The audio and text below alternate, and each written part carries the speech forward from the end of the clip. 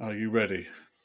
I think so, Phil. I think so. I've washed, I've showered, and my hair's looking quite fantastic. It does. It looks more bouffant than usual.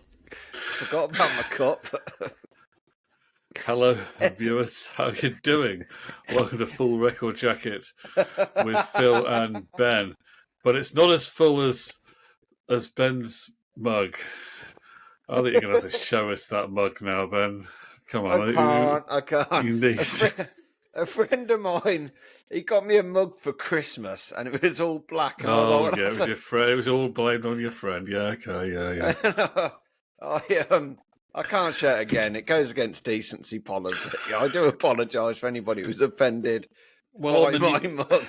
Well, when you It post a goes. video on YouTube, you do have to click whether it's made for kids or not. And we do click on our videos. No, it's not made for kids. So, you know, I know, but I don't want to offend anybody by my mug. 1 second, I'm just gonna have a word with my assistant.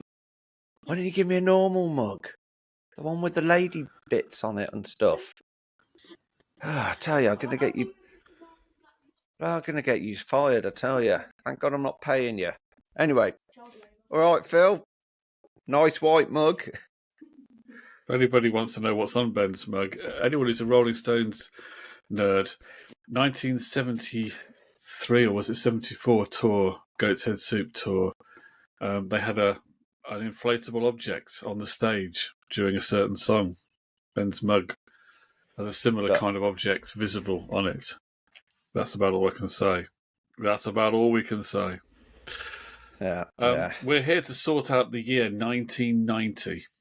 We are. Finally, put it to rest. We've not come to a final decision, have we? Let's put 1990 out of its misery. Now, for those who, if you just turned on or if you've forgotten because we've been waffling about this for so long, the idea of it is every month of this year we're going to tackle in order the years of the 1990s. So January was 1990, February is going to be 1991, etc. until we've finished a whole damn lot, and then we've put through 6 songs, 3 each from each year, and then we'll let you add a few more in, viewers, and then we'll have to have the grand knockout tournament to see what is our favourite album of 1990. We're not saying it's the best, because that would cause even more people to get even more annoyed. It would. Than ever. So we are just saying it's our favourites, although we'll probably still be castigated for that. But anyway, what have you got, Ben? What are your favourite albums of 1990? Well, I have decided to do my ranking slightly differently. I'm going to put in an album that I've discovered, so I've never heard before, and I really like. An album that surprised me because I was like, oh, didn't expect it to be like that. And then an album that I liked at the time and just brings back those sort of memories for me. And there are plenty of albums I could have put in. The Charlatans album, Cocteau Twins, The Lars, that was a big one to miss out. Fear of a Black Planet, that's another one I haven't put in, and that was top of my list for a little while, that and The Lars, but I've kind of wanted to do it slightly differently, and oh God, I hate every essence of myself, but I think doing it the way I've done it, I'm giving myself more wiggle room to get out of not choosing certain things. There are some albums which were nowhere near it, and I think we all know what they are. We May Be Giants. So, they might be giants, but they might not be on your list. They're not on my list. They are definitely not on your list. They're not on my list. But there was so many good albums. I was actually quite surprised, by a lot of them. Like the Charlatans one. I have kind of listened back to the Ride album. It's still not doing it for me, but it's not a bad album. But my 3 are... Now, are you ready for my 3? We're ready. Right. At number 3 is Are we going to rank them? Hang on a second. No. They're just coming in in order. They are the third album, which is my album that surprised me. Is well, I think I've got it here actually. 1 second. Watch with Mother. It I should think be I here. can guess what it's going to be, but It is Betty Boo, Boo Mania.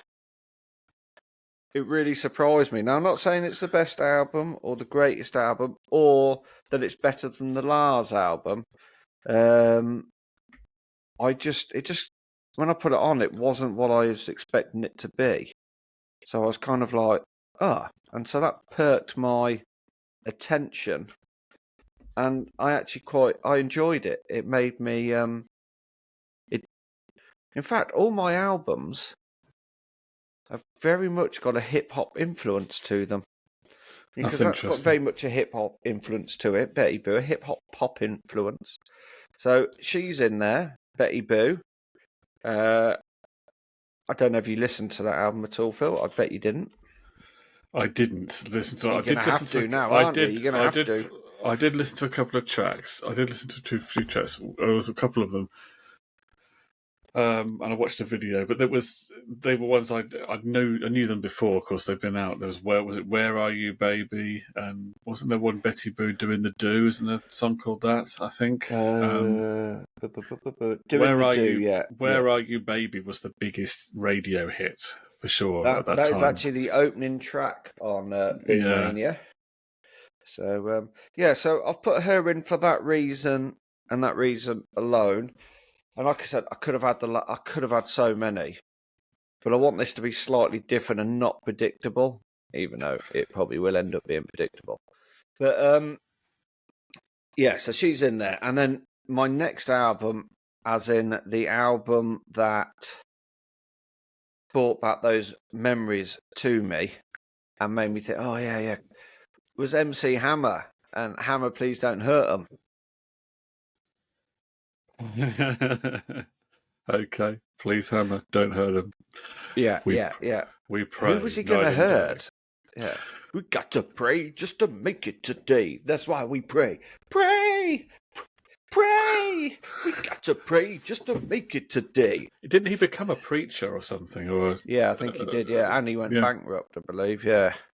So I've put him in there, which also means that you're going to have to listen to him. So, okay. So that's, and even then we're going to get to sort of April, May, at 95, 96 time. I'm going to be like, I wish I'd go back to 1990 and change my choices. But last but not least, an album I discovered.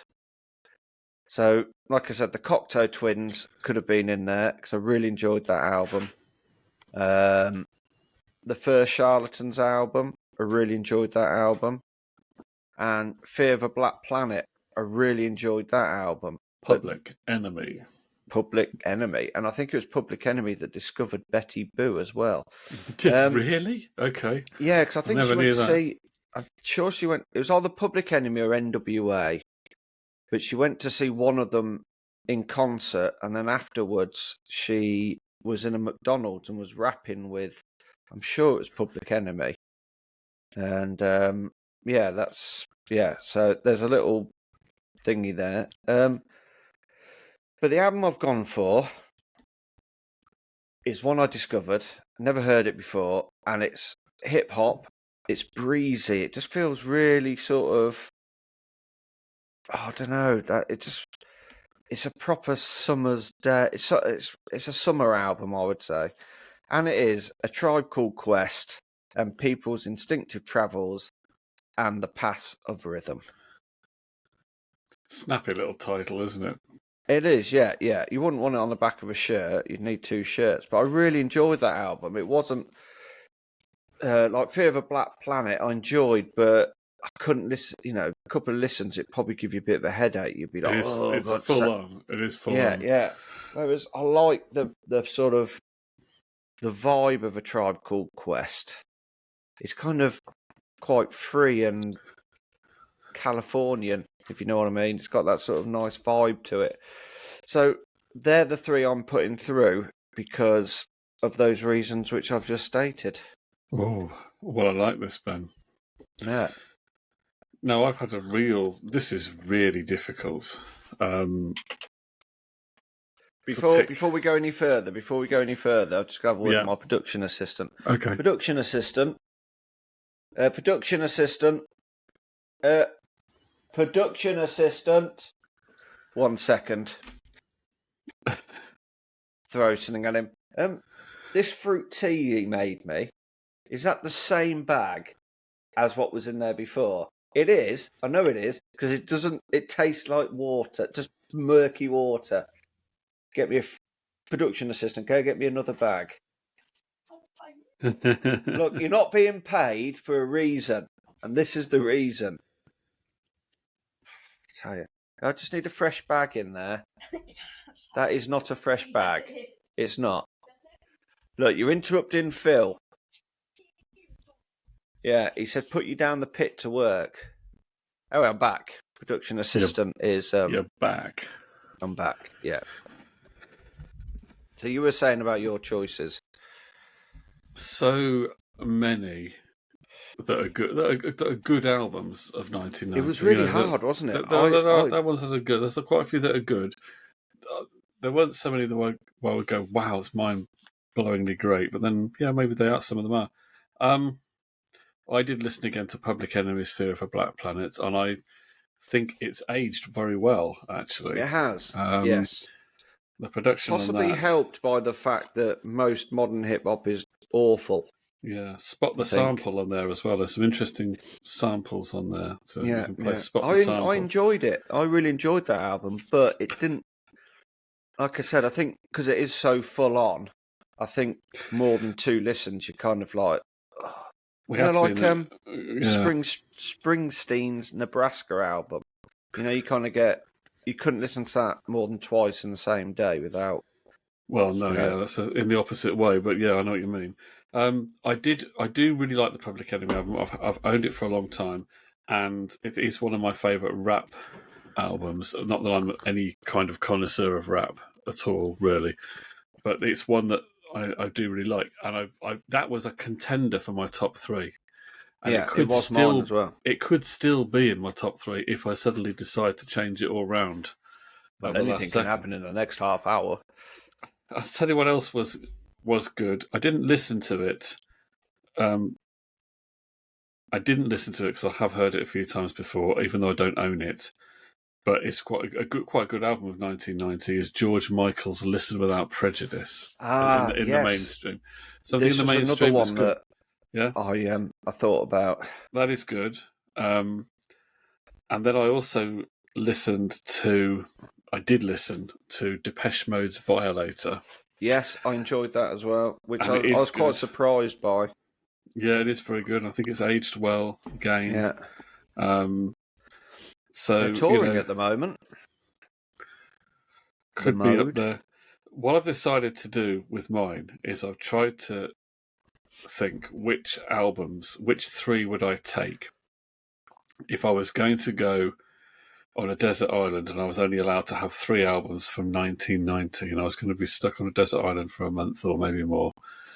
Which 3 would I take that I could listen to without getting fed up with them? Yeah. I wish I'd gone down that route. I maybe would have put the Sundays in or the Lars. I might have gone down that route, but that was just the only way I could try to separate these. The Lars, of course, is a great debut album, and I think anyone who's a sort of indie guitar fan knows that album and knows about that.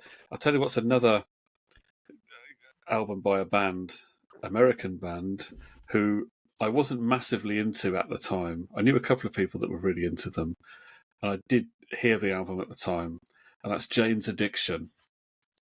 Oh, yes, yeah. Ritual, Dave Navarro. Is it Dave Navarro? Yeah, Delo Habitual. I did listen to that the other week, and it's still good. It stands up very well. Perry Farrell, not my favourite vocalist, but he does kind of fit in well with that band, and the album, is fine for that album. It is a good one. If you've not heard that, if you like alternative American rock, I've never really paid much mind to Jane's Addiction. They kind of walk the tightrope between alternative rock and punk and slightly more traditional rock, if you know what I mean. There's a few classic So a rock triple elements in. tightrope It's kind of a classic rock element or to it double as well. tightrope. But it was very much, it was very cutting edge at the time. Still good, still worth a listen. So that was up there, and then I mean, say there's others as well. There's other good albums in there as well, but then I came down to, well, do I have Public Enemy? And then I was thinking, well, which album from 1990 have I listened to the most? Let's be honest about it. Let's go with ones I've listened to the most. And I reckon the album I've played the most from 1990. Can you guess what that is? Paul Simon. No. Well, I have owned that. I have owned that since 1990. Did Prince release an album in 1990? Well, he did. He did the soundtrack to his movie Graffiti Bridge, which was kind of like a really bad remake of Purple Rain. The movie's really bad. Is that the one filmed in black and white? No, that's Under the Cherry Moon. That's the comedy film that he was in. But this Graffiti Bridge, the soundtrack isn't bad, but it isn't Prince's greatest album. So I decided I wasn't going to put him through. That would be like trying to squeeze one of your favourite artists in on the basis of the artist rather than the record, and I didn't think that was right. So I'm going for an album that morals, Phil. Morals. Yeah. Well, this is an album. This is a band led by a Canadian who was already a veteran at the time. It's got to be Neil Young. It's got to be. It is Neil Young. So this is Neil Young and Crazy Horse, Ragged Glory, which I must have had on in the car loads. And see, I was thinking about that album, but I knew you would put it in, so I didn't need to. I put it in. It was seen as a bit of a rebirth for them. It's quite, in many ways, basic. I mean, it sounds like it looks on the cover, basically. I mean, that's, what, shadowy and if that cover with Neil's massive guitar effects pedals and the fact they're just in a barn rocking out, that's basically what it is. Lots of great guitar work on there, and it just has a vibe about it that's really good, and I find it very listenable. So I'm going to have that in there. That might be my most listened to album of 1990. Then you said Paul Simon, so I was going to go for the more. He wasn't necessarily the coolest artist in 1990. But see, I put Paul Simon in the same bracket as Phil Collins and Chris de Burgh. I think it's wrong to say that because he's a greater artist. No, as in regards as they don't look like rock or pop stars. Oh, they don't look cool. No, they don't. Yeah. Now, he doesn't look very old there, does he? At the time in 1990, I thought he was a really old guy. It turns out he was only in his 40s at the time. Young, youthful. So this is the album that was effectively, it was the follow-up to Graceland. You've heard Graceland, Ben? I've heard of it. I haven't listened to it. The Rhythm of the Saints, this is. The Graceland is the album that was influenced by African music. He went to Africa and... with My Name is Alan, all that. Call Me Al. South African township music and all that kind of stuff. Call me Al. So for the next album, he went to the Amazon rainforests. And I thought you meant to the warehouse. So some of the percussion is based on and is done trees. By people from the Amazon tribes. What I like about this album is it's just very, very... it's not as diverse in its songs as Graceland, but it's more like a continuous mood, if you know what I mean. It's just an album you can put on, particularly on headphones, and just sort of get lost in it, and it will just transport you away and it'll chill you out. And if I was on a desert island, I'd definitely like to have this on a desert island because it would just chill me out, and it would sound great on a what is there to be stressed about on a desert island apart from no escape, no food, burning hot heat, spiders, snakes, crocodiles? So I think Paul Simon's The Rhythm of the Saints, even though it didn't make many of these critics' lists that I looked at, and it was treated quite badly compared to Graceland, which got all the plaudits, and this album got didn't get much attention really. I think it's an underrated one from Paul Simon. So I'm going with that. And then my next thing is, do I have Public Enemy, or do I have another noisy guitar band, and I think I'm ending up with that. I've got the T-shirt. Oh, I Sonic think Youth, go. I think again, this is another record that I can play a lot and enjoy it every time. And I mean, it's similar to the Neil Young record in the sense that there's lots of guitar feedback and noise. But then maybe that's just I like guitar feedback and noise. So See, I haven't listened to that album yet for the pure reason is I thought you were going to put that in. I thought I already knew two of you yours. see, So I keep playing them. So it's kind of predictable for me then, really, wasn't it? But there you go. well, yeah. And I could have, and I was very impressed by the Ride Nowhere album. And I say that I do like the Jane's Addiction album. I could also have gone with the Pixies as also another, Bossa Nova. guitar band album. Another guitar band. That was a great album. The first track took me a little bit by surprise. I was like, oh, that wasn't what I was expecting. But the rest of it was really good. In fact, the Pixies, when I listened to it in the gym, I thought, this is in my top one. But then I changed the way, maybe I should put the Pixies in. It could be. I mean, you could make the argument that the Pixies album was better than the Sonic Youth album, but I must admit I haven't listened to it anywhere near as much, so I think I'd be kind of lying if I put that in. I would be trying to look, trying to... So I've gone with... My cup is now presentable. I've gone with albums I do genuinely like and I have genuinely listened to a lot, and I still want to listen to again. Even the Neil Young one, I've played the Neil Young one a lot, and that should be perhaps sort of played out for me, but it isn't. I can still enjoy a bit of Ragged Glory. So I need to listen to I will have to listen to these at some point, just like you will have to listen to MC Hammer. MC Hammer and Betty Boo. I mean, for 1991, I may go for a different approach. I may just go for ones that... But I thought I'd mix it up a little bit this time, because I don't want it to be predictable. Because I could easily put the Lars, Pixies, and Cocteau Twins in. So I could have easily gone for them. So you went very hip-hop and very hip-hop, yeah. You went very hip-hop and very youth culture. Because I am youth culture. Literally. They were all artists. The Guardian ran an article the other week describing youth culture, and it literally was just a picture of me. A picture of you. Like that. And yet my funkiest album was Paul Simon. I mean, that just sums us up, doesn't it, really? Yeah. Well, I'm getting down with the youth. You are shushing people in libraries. It could have been Fear of a Black Planet. It could have been. I like that. I really like that album. And like I said, it hasn't dated as badly as some albums have. Some albums did have some 90s production. MC Hammer's album is very 90s production. Yeah. But yeah, the George Michael album is another great album. So I could have put that in. We need the viewers to tell us where we've gone totally wrong with this. Yeah. I'm looking at the list on You Discover Music. Go on. And they've got a top 60 albums of 1990. Some of these I don't know at all. This is Do any of ours appear? Yeah, this is they do. This is it's a bit more towards America, but there are British albums on here. Nick Cave, The Good Son. I've never heard that one. That's got the boat on it, hasn't it? The boat song.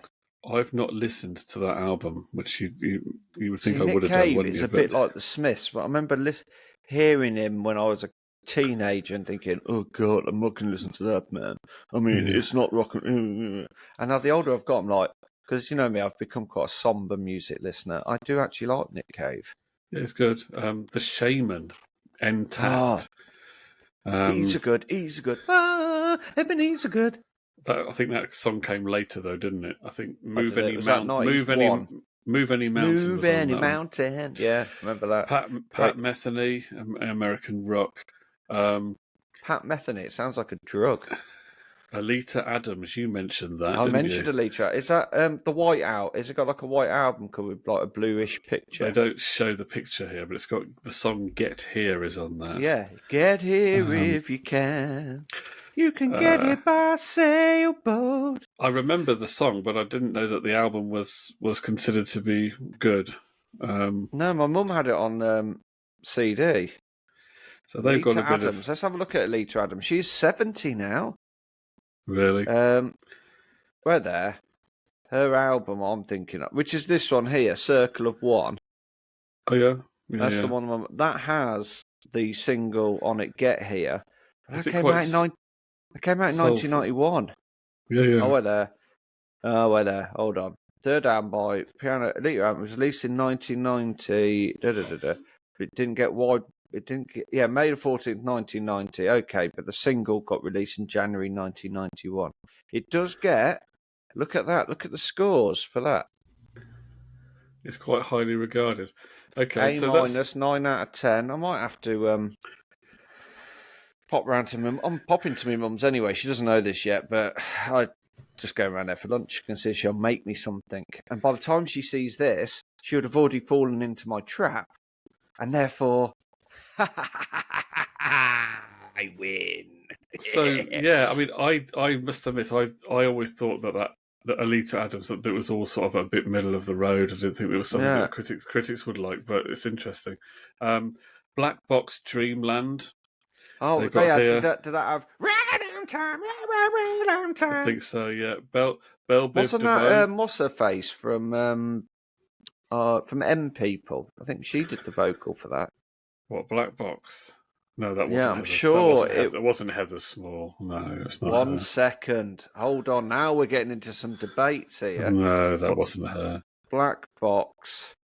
Because it's a different woman in the video to who sang it. I remember that. Who really sang Black Box? Oh, no. The following year, it was revealed that Quinol was lip-syncing and not performed on the recording. American singer Martha Walsh performed the majority of the song on the group's debut album. Okay, so it's not Heather Small. Okay. There's There's a few country records on here because this is an American list. Reba McEntire, the Dixie Chicks. Do you remember Nitsa Ebb? No. That was like dark industrial music. I remember them being around, but I was never into it. I've never listened to that. Showtime is the album.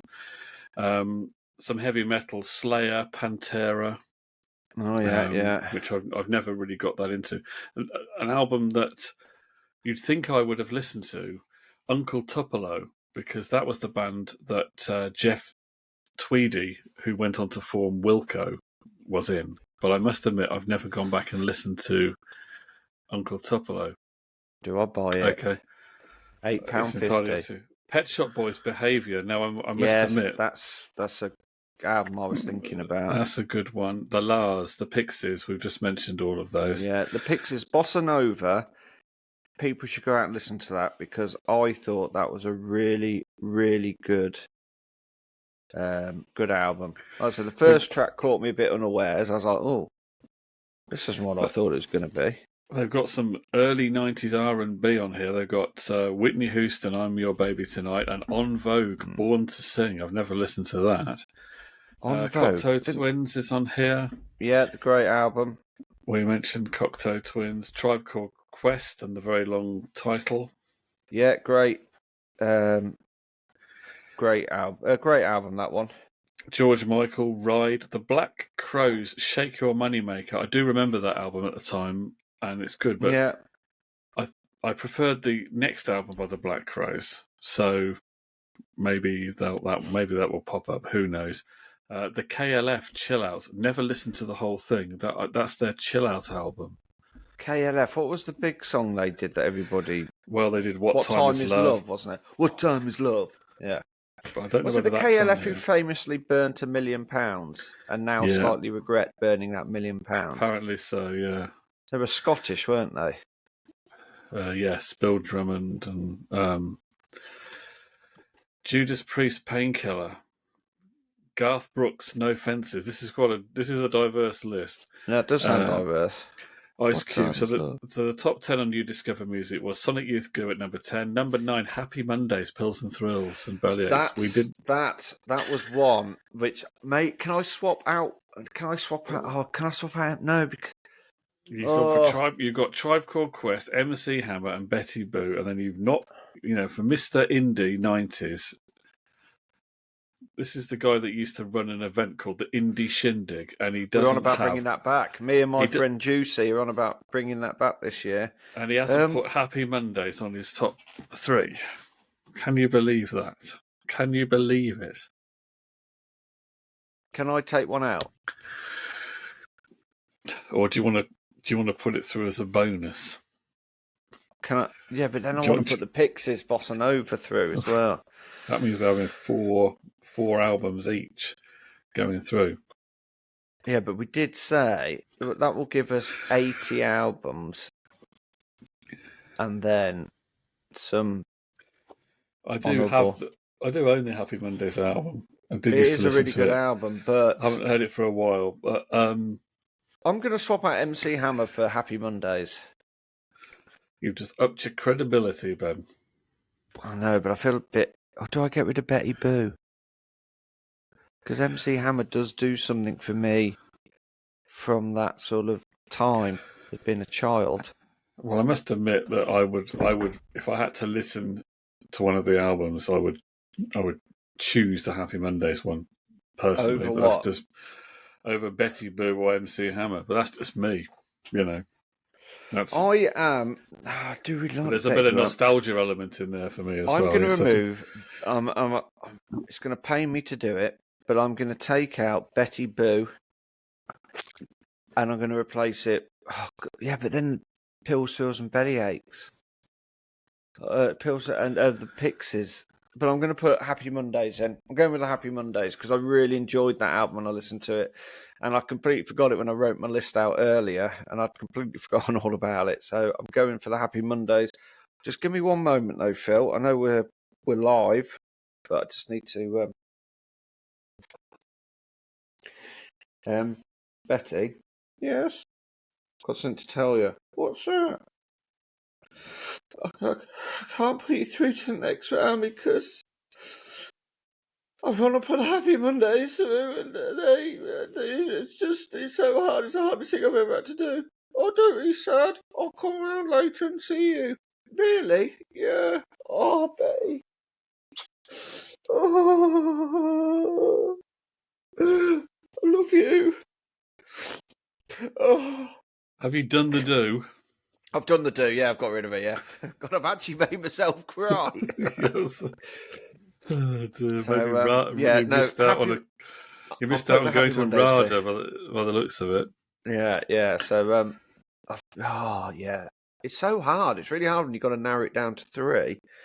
But Betty Boo will be on my list of ones that may get, because we're going to need to boost it up, aren't we, to get to the correct number at the end of the year. But then we have got 94, 95 and 96 to go in, which could be proved very difficult. They could prove very difficult. So, Viewers, what have we got? MC Hammer, Please Hammer Don't Hurt 'Em, Happy Mondays, Pills and Thrills and Bellyaches, A Tribe Called Quest, and the long album title I can never remember. Paul Simon's The Rhythm of the Saints, Sonic Youth, Goo, Neil Young and Crazy Horse, Ragged Glory. Are they really the 6 best albums of 1990? Well, not the best. They're our favourites. They're our favourites. One second, hold on, before you go any further. When I say favourite, Betty, I mean you're my favourite, but this is a me and you thing. I don't want it to go around the world, so it's more special that way. MC Hammer, who cares about him, eh? Hey, yeah. All right, Phil. Oh, we're still on. Oh. Yeah, so we need a viewer vote nomination, don't we, for the 7th album to go through from 1990. What's your favourite, folks? Tell us. I'll tell you what. If Plymouth beat Coventry, we'll put Ride through. Okay, we'll do which that. Which won't happen. It's not going to happen. So, yeah, have a vote, viewers, and tell me that I'm put Betty Boo through. Coming soon on Full Record Jacket, the year 1991. What will be our favourite albums from that year? Who's in with a shout? Can you think from the top of your head? Shakespeare? No. Shakespeare Sister, were they around then? 1991. New Kids on the Block? Was that I can 89? think of a few from that year. I'm already having a difficulty deciding. I'll tell you what, let's pick this up on the next show. We'll do that. No worries. In the meantime, thanks for watching. Stay safe, stay 90s, and stay Be hip, cool. like Ben. Keep your indie cred, folks. Goodbye.